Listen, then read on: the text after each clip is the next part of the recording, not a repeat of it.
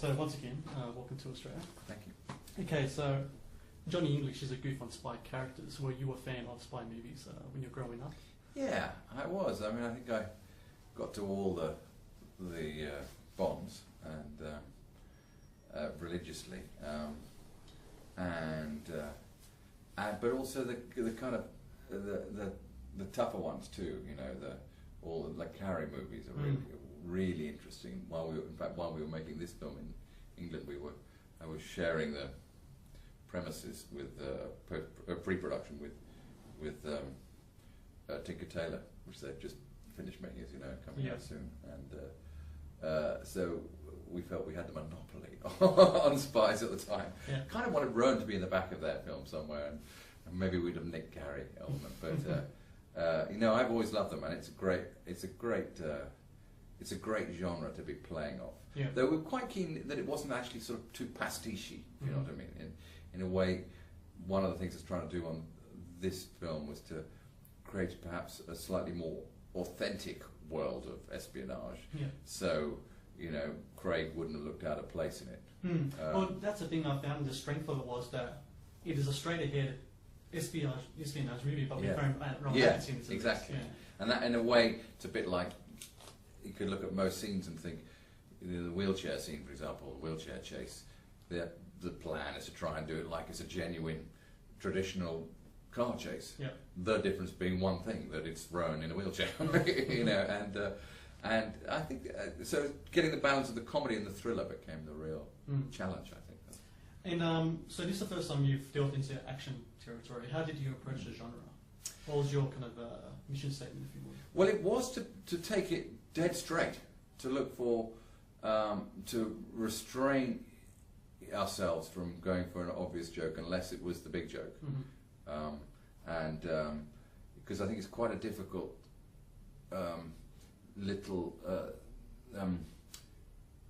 it's quite a difficult character to sustain as a continual klutz.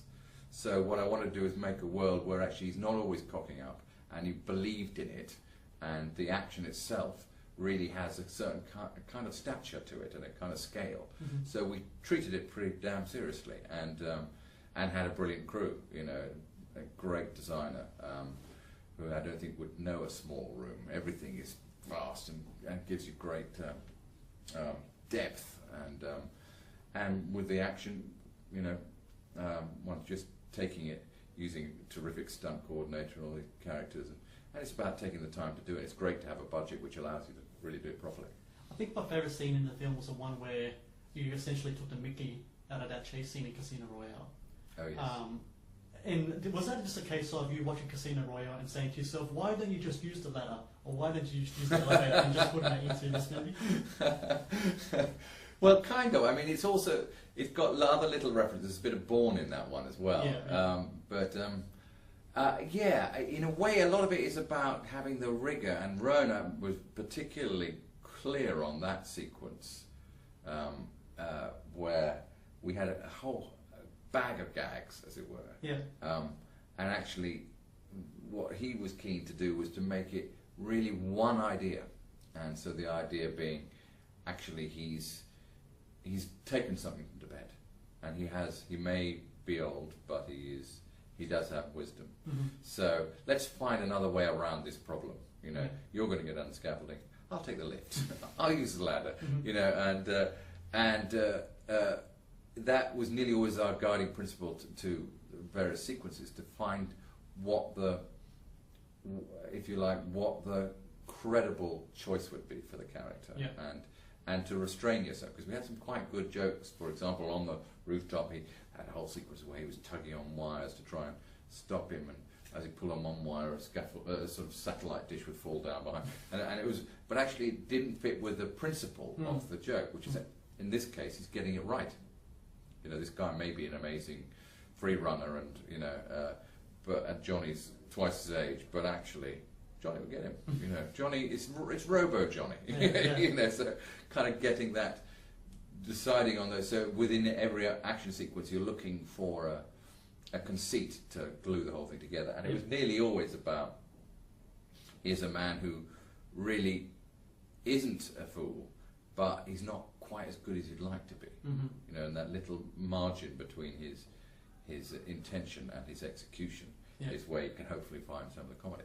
You spoke about you guys had a big bag full of different tricks, and you talked about before how the spy genre just opens itself up to being spoofed in the way it does. It does. Were there any things that you really wanted to put in the film, but just like the satellite example you gave, but just didn't really seem to fit in there with other things as well? Yeah, there were. I mean, for example, I don't know if you saw to the very end of the film, credits even. Right.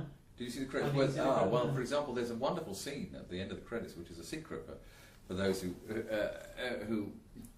don't stay. Yeah, so to stay. You should stay, yeah, because there's a scene which we shot, and it's Rowan preparing a meal for Rosamund's character, and it's a beautiful bit of performance by him, and it's a sweet little scene, and we tested it even, and it tested pretty well, but in the end we really felt that it wasn't right for the rhythm of the piece.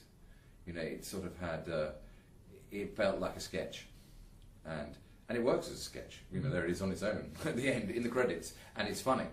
So there were and there's going to be quite a few DVD extras, because we shot a few little scenes where in the end we had to sacrifice them for the benefit of the sort of shape of the overall piece. So yeah, quite a few.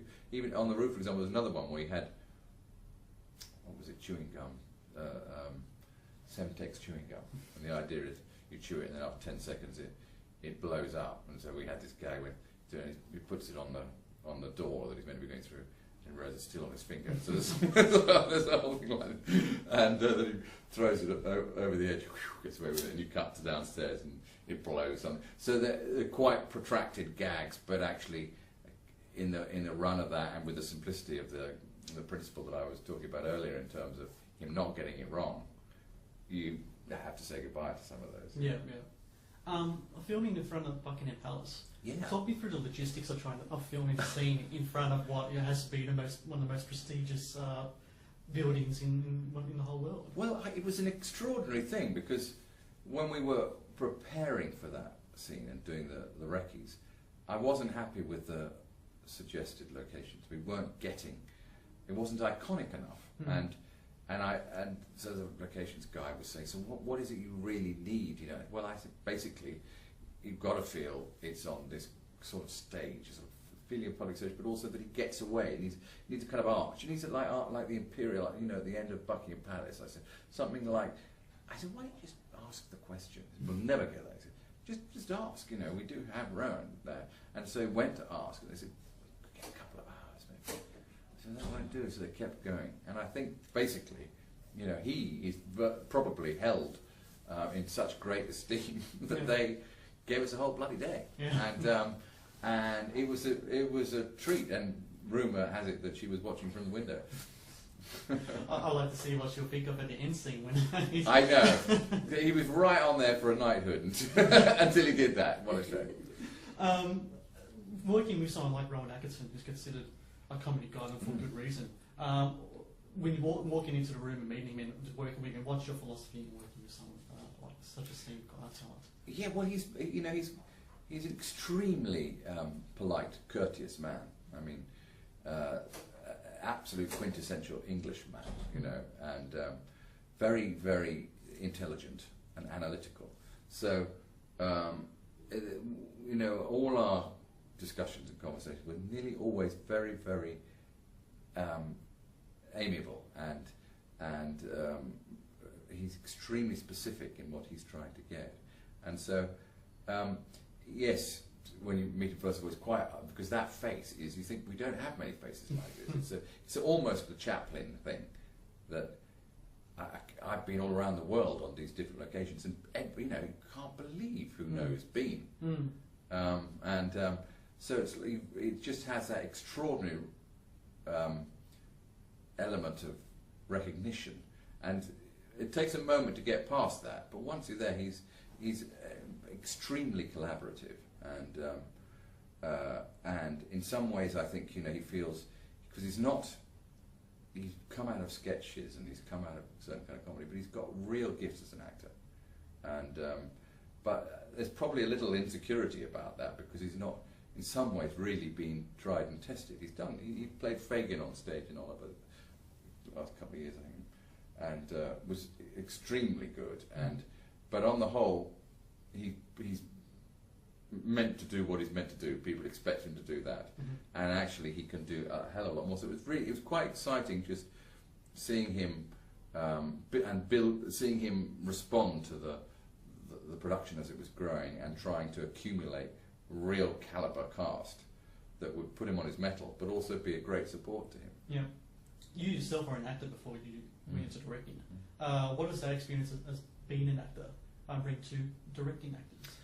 I think it brings quite a lot in terms of understanding what you have to go through. Yeah. And a lot of directing actors is about really allowing them to feel comfortable and understanding what they're going through sufficiently that you can help them to get to the place where they can do their work best. And you know, actors are so different. Some you don't want to touch at all because they're going right in the right direction, and you don't want to disturb it. And other people need the discussion and analysis, and it's great to be able to have done that. Yeah. And so you can talk the language with them and understand what they need. Yeah. And you know, I did quite a lot of mainly theatre, but then when I did film, some of it I found quite intimidating, quite difficult, and people are expecting certain things of you. And so to at least have had that experience, I think does give you a kind of, and I think they often feel reassured too, that there's a kind of empathy. Yeah. But at the same time, you know, the more I've done of late, I think I ought to start treating them like cattle. No, there is a way in which some actors really like, particularly if you start doing action work, you know, basically where's my mark, and you know, where do I go? Where's the window I'm jumping out of, and so it's not always useful, but there are times when it's I feel like it, and for certain actors it does help them. Well, thank you. Yeah, one more last comment.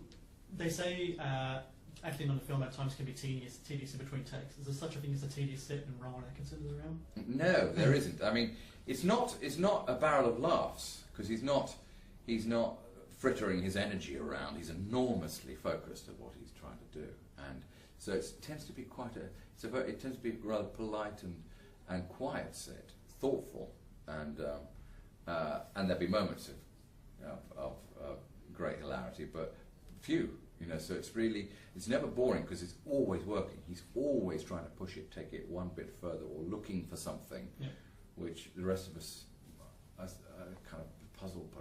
What's he doing now? And then he realizes, oh, that's where he's trying to go.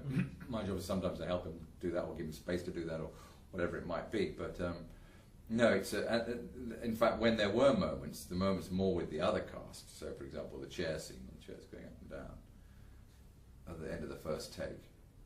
The cast completely erupted into hysterics. I mean, they were just, because they'd had to play it straight. And Rome was quite taken aback because he kind of just wasn't expecting. They seemed to think that was funny. It was charming, but he, you know, because he's taking it with this enormous degree of sincerity and seriousness, to actually get that reaction was quite a shock to him.